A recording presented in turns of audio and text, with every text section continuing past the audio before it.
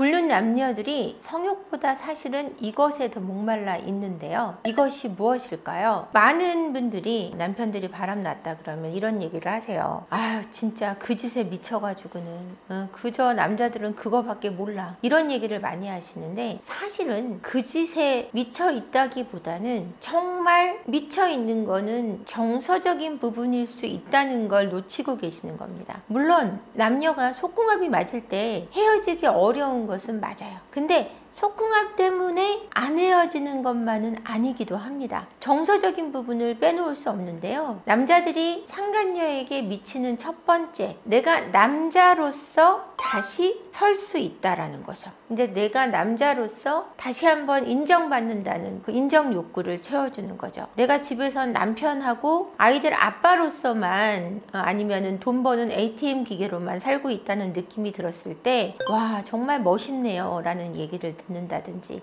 아니면 정말 잘하시는 것 같아요, 모르는 게 없으세요 라든지, 정말 지적이세요, 이런 말을 들을 때 채워지는 인정 욕구가 그 사람으로 하여금 내가 남자로서 굉장히 괜찮다는 생각을 하게 되고요. 이 괜찮다라는 인정을 받음으로 해서 그 여자와의 관계를 끊을 수 없는 겁니다. 두 번째는요, 정복욕을 채워주는데요. 남자들은 이성관계에서 정복욕을 굉장히 중요하게 생각합니다. 그래서 내가 그 이성에 대해서 내가 닿을 수 없는 그녀, 잡을 수 없는 그녀, 그 사람에게 내가 남자로서 그 사람을 정복했다는 정복욕이 굉장한 만족감을 줍니다. 그러므로 해서 이 정복욕을 갖기 위해서 새로운 여성을 만나는 경우도 굉장히 많이 있고요. 세 번째는 여러분들 아시는지 모르겠지만 로미오와 줄리엣 효과라는 것이 있습니다. 내가 가질 수 없다고 믿는 관계, 이루어질 수 없는 사랑에 대한 낭만적인 감정이 깊어지는 걸 이야기하는데요. 그 사람과 이루어질 수 없다라고 믿을 때 애절한 마음이 드는 그 감정 때문에 더 헤어지지 못하는 효과를 내기도 합니다. 그래서 불륜 남녀가 미쳐있는 것은 그 짓이 아니라 정서적인 깊이가 훨씬 더 헤어지지 못하게 한다는 사실을 파악하셔야 그 둘의 관계를 끝낼 수 있다라는 겁니다. 그러면은 어떻게 해야 끝내게 할 수 있는지에 대한 걱정이 많이 되실 것 같아요. 인정 욕구를 채워주는 그녀가 그 남자에게 인정욕만 바라는 것이 아니라 그 사람의 금전적인 것을 더 추구한다는 것을 깨우쳐줄 필요도 있고요. 그리고 로미오와 줄리엣 효과가 사실은 길지 않고 정복욕이라는 것은 또 그렇게 오래가지 않는다는 사실을 여러분들이 안다면 그렇게 많이 불안해하실 필요는 없습니다. 근데 이 심리가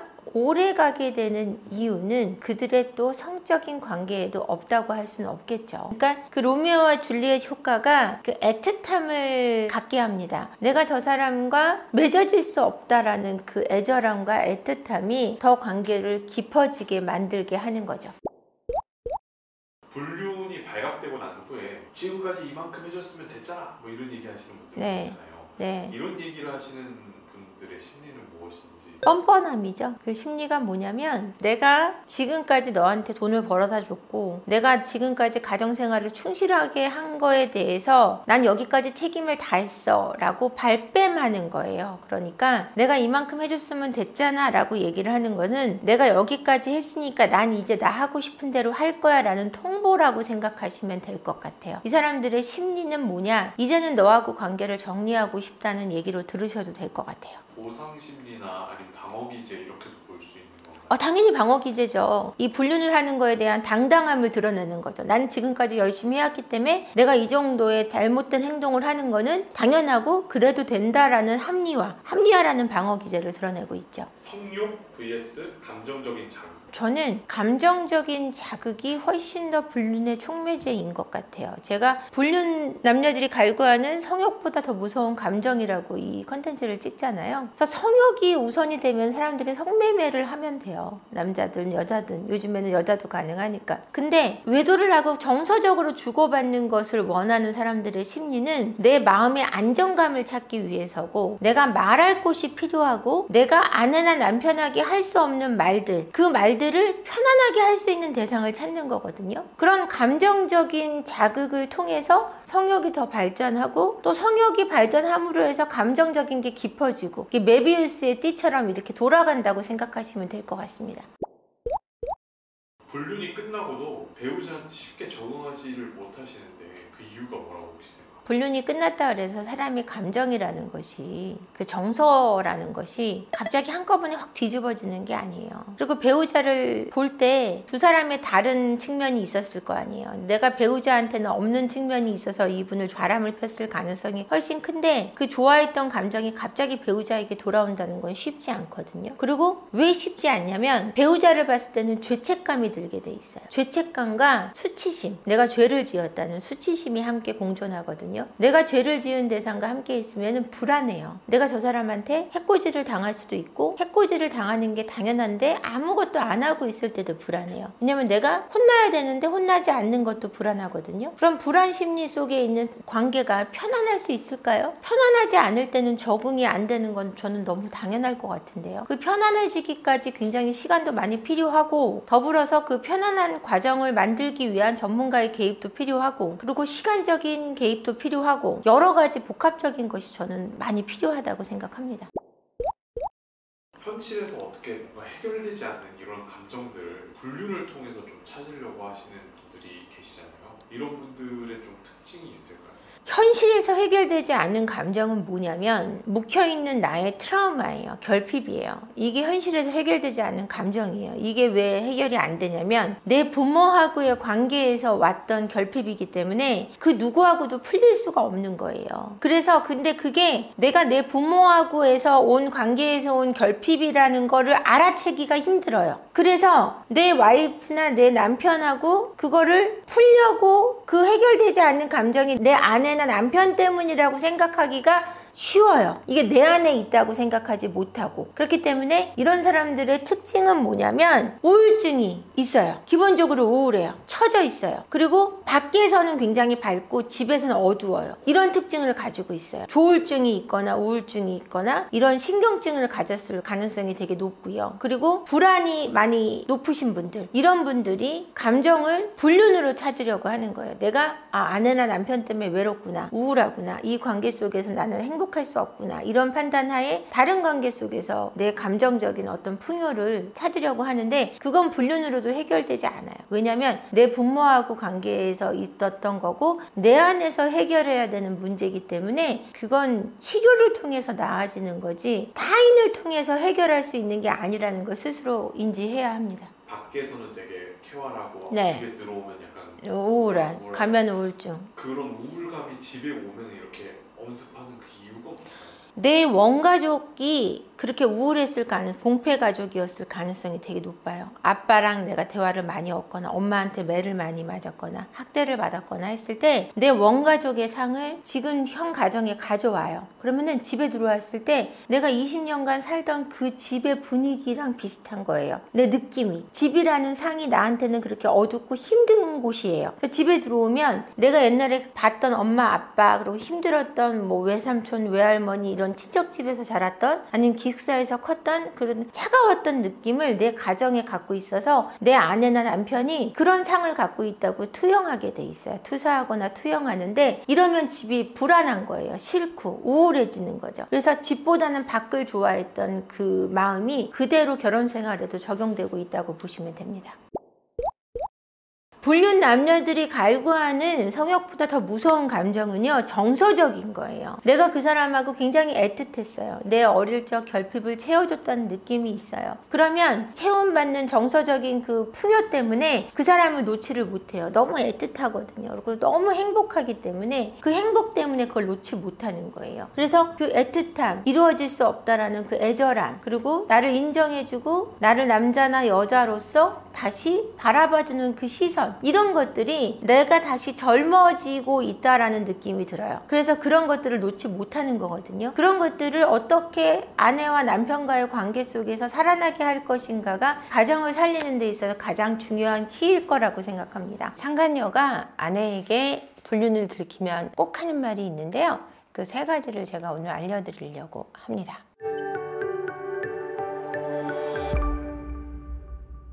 상간녀 상간녀한테 전화를 걸면요, 이제 아내분들이 처음에 딱 불륜을 알고 전화를 겁니다. 그래서 왜 가정 있는 사람을 만나요? 유부남을 왜 만나요? 라고 얘기를 하면 이 상간녀들이 본인도 이제 도발을 받는다고 생각을 하는 거예요. 그렇지만 방어를 해야 되니까 본인이 소송을 당할 수 있고 공격을 당할 수 있다는 생각에 첫 번째 말은 이겁니다. 증거 있어요? 라고 얘기를 한다고 하네요. 제가 많은 상담을 하다 보니 그분들이 전화를 걸면 아내분들이 오셔서 말씀을 하세요. 증거 있냐고 먼저 얘기를 한다고. 그러면 증거가 있죠. 보통 아내분들은 증거를 가지고 전화를 거니까. 근데 증거가 없는 경우가 100에 한 건 정도는 있어요. 그러면 이제 그때부터는 할 말이 없어지시는 거죠. 그때부터는 진싸움입니다. 그러니까 정말 완벽한 증거가 없이는 전화를 거시면 안 된다는 얘기예요. 두 번째는 어떤 말을 하냐면, 그러길래 남편 관리를 좀 잘하지 그랬어요. 왜 나한테까지 오게 만들어요? 이 얘기를 제일 많이 합니다. 그러니까 이거는 돌려 쓴다, 배우는 교재가 있다라는 말이 있을 정도로 남편 관리 잘하라고 얘기를 하거든요. 도대체 남편 관리를 뭐 목줄을 묶어놓고 키울 수 있는 것도 아니고, 그런 말을 들으면 참 어이가 없죠. 그 세 번째는 어떤 말을 하냐면요, 그 남자가 사랑하는 건 나예요, 당신이 아니라. 이 말을 세 번째로 제일 많이 합니다. 그게 상간녀들이 하는 가장 큰 착각이에요. 유부남이 본인을 진짜 사랑해서 만난다고 생각하는 거예요. 그러니까 아내를 생각하는 마음은 없다. 그러니까 아내는 어떤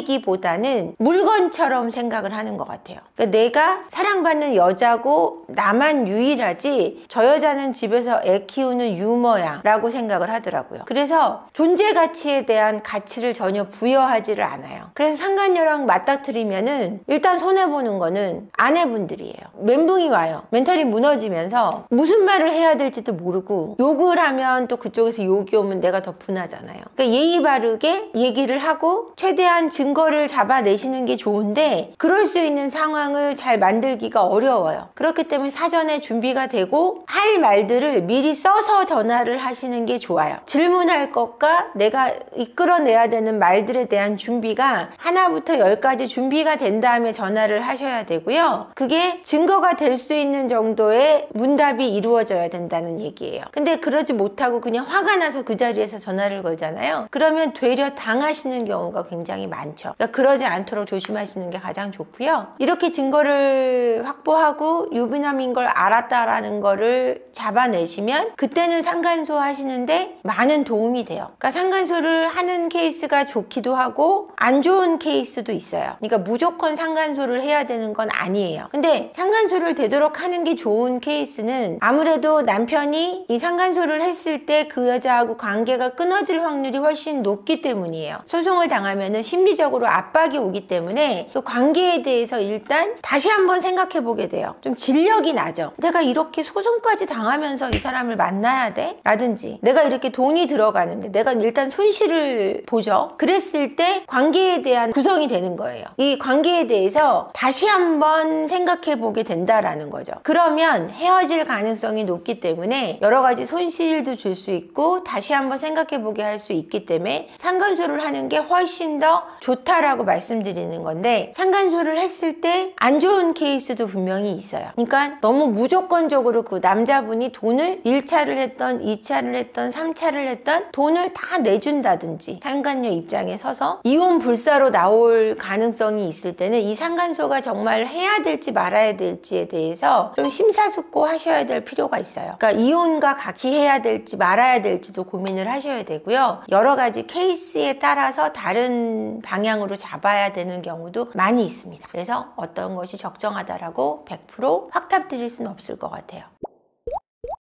상간녀들이 전화가 올 때 사과하시는 분들이 많으세요? 아니면은 뻔뻔하게 나오시는 분들이 많으세요? 이게 상간녀들이 조강지처 아내분들한테 전화를 걸 때는 왜 전화를 하냐면, 유부남이 헤어지려고 할 때 전화를 제일 많이 해요. 나만 당할 수 없다, 아니면은 너무 깊어졌는데 나랑도 안 끝내려고 그러고 부인하고도 안 끝내려고 할 때 전화하는 케이스가 있는데, 제일 많이 하는 거는 나랑 헤어지려고 할 때 나만 헤어질 수 없어서 그쪽도 파토 놓으려고 하는 거예요. 가정도. 그럴 때 전화할 땐 좀 예의를 지켜요. 예의를 지켜서 죄송해요, 제가 만났는데 정말 저도 잘못한 거 알아요 라고 예의를 지키는데, 나를 더 사랑하는데 너랑 애 때문에 못 헤어지는 거야, 이런 확신을 갖고 전화했을 때는 뻔뻔해요. 그러니까 케이스가 달라요. 상간녀들이 사과하는 척하면서 은근히 도발하는 경우도 많은 것 같아요. 많죠. 어떤 경우들이 있는지. 뭐 이런 거죠. 아까 얘기했다시피 나하고 끝내려고 그러니까 저쪽도 끝내게 해야 되는데 전화해서 이제 사과를 하는 거예요. 안녕하세요. 뭐 저 누구인데 만나고 있는 여자다. 한 2년 만났다. 근데 정말 죄송하다. 저도 알았는데 만난 이유가 뭐냐면 너무 날 사랑한다 그래서 만났다. 이렇게 얘기를 하는 거죠. 정말 죄송해요. 이러는 거죠. 그럼 아내 입장에서 어때요? 사과를 하니까 욕하기는 좀 그래. 근데 내 남편이 그 여자를 너무 사랑한다 그래서 어쩔 수 없이 만났대요. 남편 말 들어보기 전인데 너무너무 분하겠죠. 근데 분함을 표현하기엔 너무 자존심이 상해. 이 도발이 제일 끔찍한 도발이에요. 이렇게 은근히 사과한 척하면서 도발하는 경우도 많고, 대체적으로는 야, 네 남편 관리나 잘하지, 네가 관리만 잘했으면 이런 일이 생겼겠어? 이러는 케이스가 제일 많아요. 그러니까 완전히 적반하장격으로 도발하는 경우가 제일 많아요. 너의 남편이 너무 외로워 보여서 그랬다. 맞아요. 이런 게 약간 구원자 컴플렉스? 약간 이런 느낌인 건가요? 구원자 컴플렉스 조금 있다고 할 수 있겠지만 모성 본능 같은 거예요. 내가 돌봄, 내가 이 사람을 더 행복하게 해주고 싶은 착한 아이 컴플렉스 있는 여자분들 이런 경우 많고요. 그 다음에 내가 모성 본능을 가지고 정말로 유부남들이 미혼들을 유혹할 때, 아니면 여자를 유혹할 때 난 집에 있어도 너무 외롭다. 아내가 날 외롭게 한다. 아내분들도 이제 여성분들 외도할 때 남편이 있지만 저 외로워요. 이 얘기 많이 하거든요. 나 좀 어떻게 해줘요. 이 얘기잖아요. 그죠? 그러니까 외롭다고 얘기하는 것 자체가 인간은 다 원래 외로운 거야. 이거 원래 외로운 거 아니고 병이에요. 외로운 거 우울증이에요, 여러분. 근데 우울증 치료받으면 되는데 그 여자나 남자를 찾죠. 병인지 몰라서 그러는 거예요. 이렇게 했을 때 유혹을 하는 거고 사실은 불륜을 맺자는 거지, 내가 너로 인해서 내 삶을 변화시키겠다는 뜻이 있는 게 아니에요. 그냥 엔조이 하겠어. 난 외로우니까 너랑 엔조이 하고 싶어. 이 뜻으로 들어야 되는데 뭔가 나를 구원해줘 라고 듣는다든지 나를 좀 보살펴주면 행복할 것 같아. 그러면은 내가 그걸 해줄 수 있다는 거에 기쁨을 느끼는 거죠. 그래서 이걸로 불륜으로 이어지는 겁니다.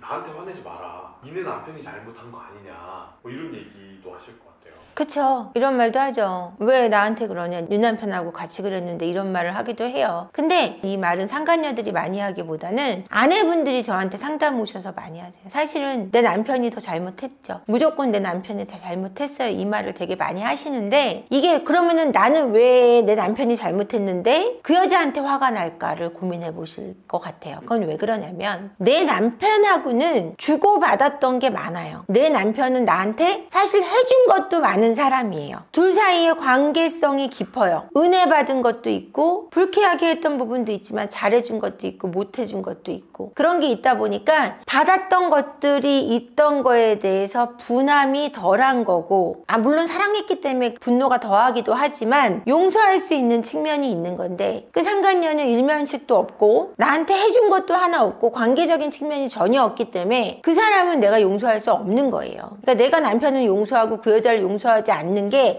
둘 다 똑같이 잘못했는데 왜 그럴까 고민하실 필요가 없어요. 남편한테는 내가 받은 게 있고 그 여자한테는 내가 받은 게 전혀 없다는 측면에서 볼 때는 당연히 그 여자한테 더 화가 나는 게 맞습니다.